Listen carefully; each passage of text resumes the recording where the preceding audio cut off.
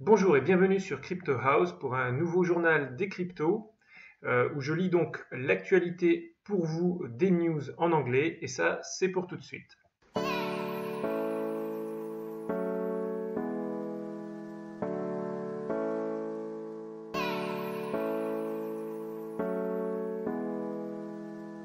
Alors juste quelques heures après avoir fini la vidéo de la semaine dernière, on a eu le marché qui s'est complètement effondré une nouvelle fois, donc après 2 semaines de suite.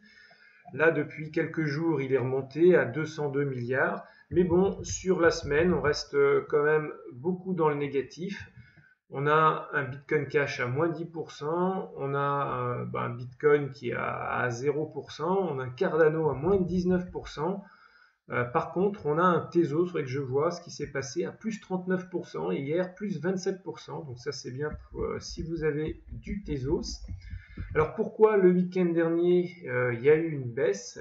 Alors il y a eu deux facteurs. Le premier facteur, ça nous vient encore une nouvelle fois du SEC. Et le SEC a suspendu un produit financier qui s'appelle donc les ETN.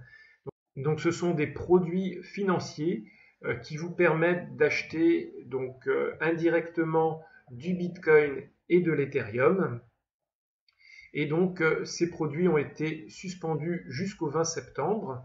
Alors ils n'ont pas été suspendus parce que le produit est mauvais, parce que c'est frauduleux ou autre, mais tout simplement parce que ils ont été présentés sous trois noms différents. Le premier nom c'est Exchange Trading Fund, le deuxième c'est Non-Equity Link Certificate et le troisième c'est Exchange Trading Note.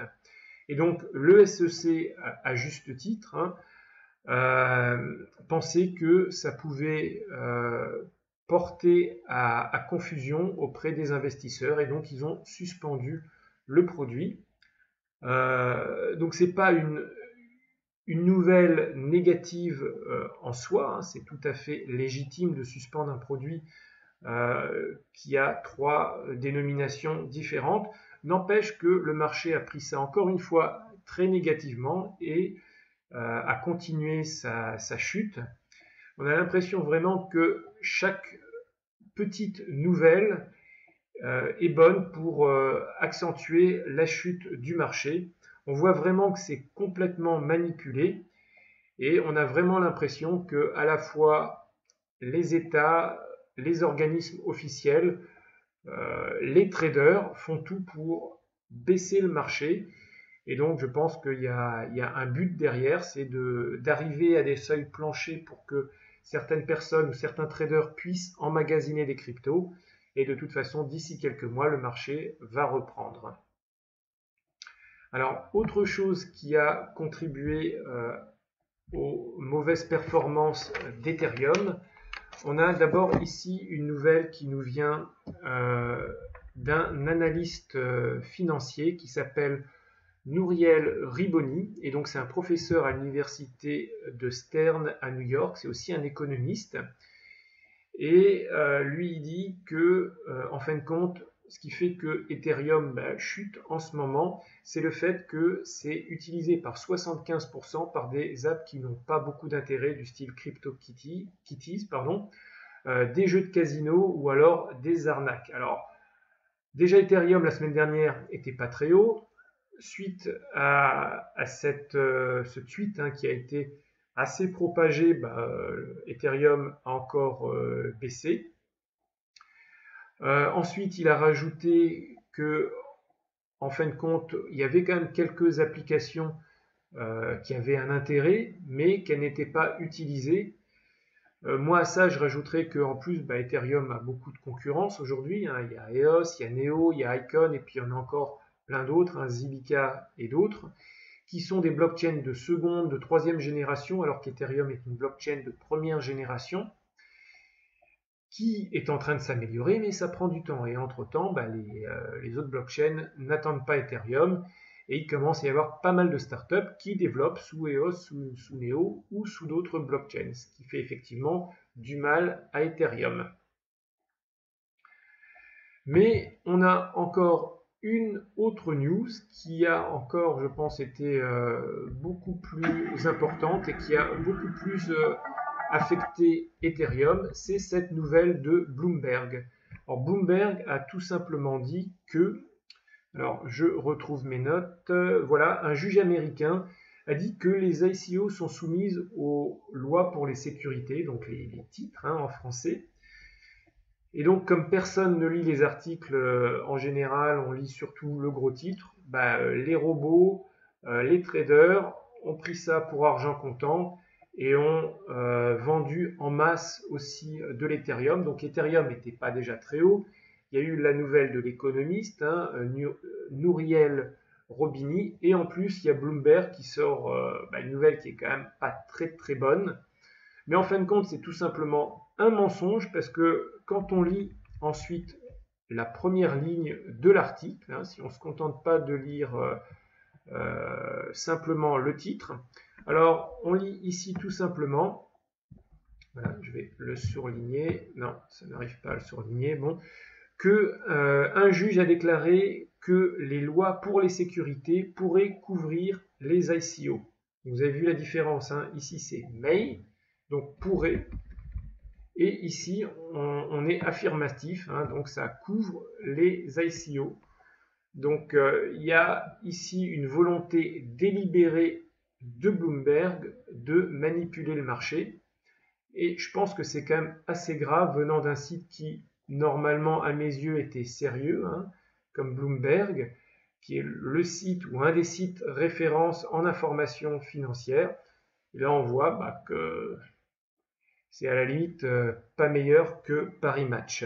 Alors pourquoi cette information peut faire chuter Ethereum? Quelle est la relation avec Ethereum? Il faut savoir que la plupart des ICO sont lancés en token ERC20, donc en Ether, en Ethereum. Et donc il y a une relation ici directe entre les ICO et Ethereum.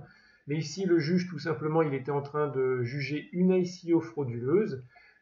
Et quand une ICO ou tout projet est frauduleux, c'est normal qu'il y ait une sentence négative.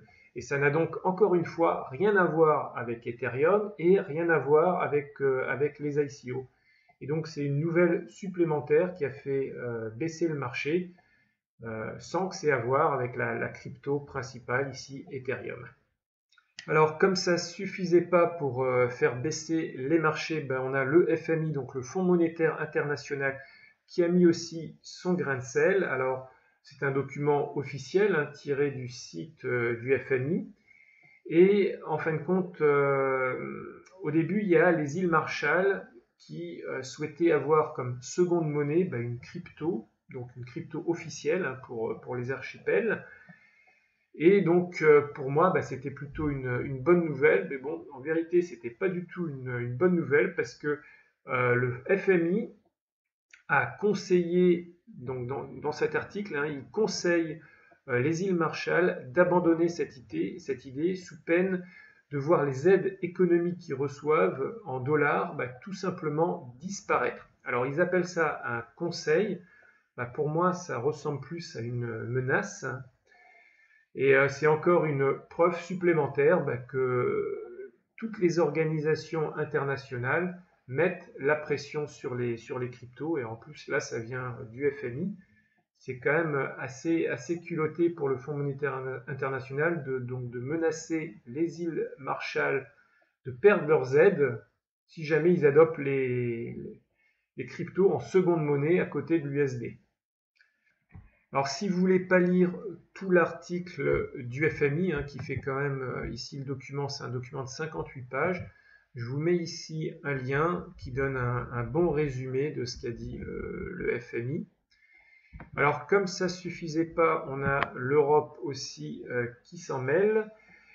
Et donc les ministres des Finances qui s'étaient réunis à Vienne ont convenu qu'il n'y avait pas besoin de se précipiter pour réglementer davantage le marché des cryptos, qu'ils attendaient notamment le résultat d'une analyse approfondie par les autorités européennes avant de prendre des décisions. Donc ça retarde encore la régulation un petit peu, ça retarde l'adoption. Et pour une fois que peut-être l'Europe pouvait se démarquer de l'Asie, des États-Unis, non, là ils vont attendre encore un petit peu. Peut-être que d'ici là, les Américains, le SEC aura décidé. Et donc c'est un petit peu dommage que l'Europe perde cette opportunité. Alors par contre, quand même, on va passer sur les nouvelles un petit peu positives. On a quand même le vice-président de la Commission européenne, monsieur Valdis Dombrovskis.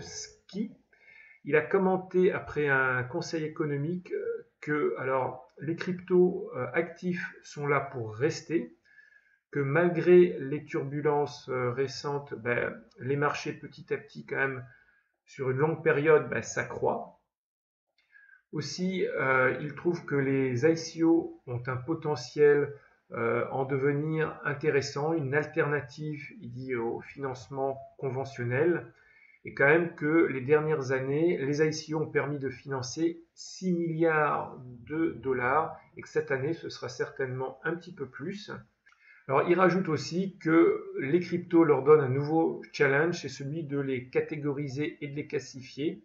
Donc, ils sont en train d'y travailler avec les autorités de surveillance européennes.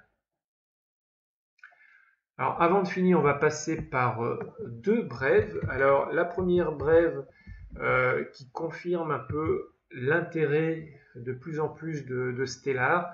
Stellar s'agrandit, viennent de racheter une startup qui s'appelle Chain. Alors, Chain, c'est une blockchain privée, alors que Stellar est une blockchain publique. Et Chain, c'est quand même une startup qui avait levé 40 millions de dollars, notamment de Visa et du Nasdaq. Et donc, Stellar intègre cette nouvelle société et ça va s'appeler Interstellar. On va terminer les nouvelles de la semaine par une news franco-française qui nous vient du PSG. Et le PSG va bientôt lancer sa propre crypto-monnaie. Pour cela, ils se sont associés avec une start-up maltaise. Et donc, cette crypto-monnaie, elle va donner le droit à ceux qui en ont de pouvoir voter dans les affaires internes. Alors, plus vous aurez de tokens, plus vous aurez de droits de vote. Alors, attention, c'est pas pour tout de suite, hein, c'est une crypto qui sera disponible pour le printemps 2019. Je pense que c'est une bonne initiative pour l'adoption des cryptos, qu'un club comme le PSG, aussi emblématique que le PSG, lance sa crypto, et je pense qu'après ça, il risque d'avoir d'autres clubs qui vont les imiter. Alors, c'en est fini pour les nouvelles de la semaine, mais dites-moi ce que vous avez pensé de Bloomberg qui volontairement met un titre mensonger pour que l'Ethereum se casse la figure. Et pareil, le fait que sur une nouvelle qui n'est pas alarmante, le marché continue à se casser la figure, alors que le SEC avait juste suspendu un produit financier parce qu'il avait 3 dénominations différentes. Faites-le moi savoir, ce serait pas mal qu'on puisse engager un petit dialogue entre internautes. Et moi je vous dis à bientôt pour de nouvelles vidéos. Ciao ciao!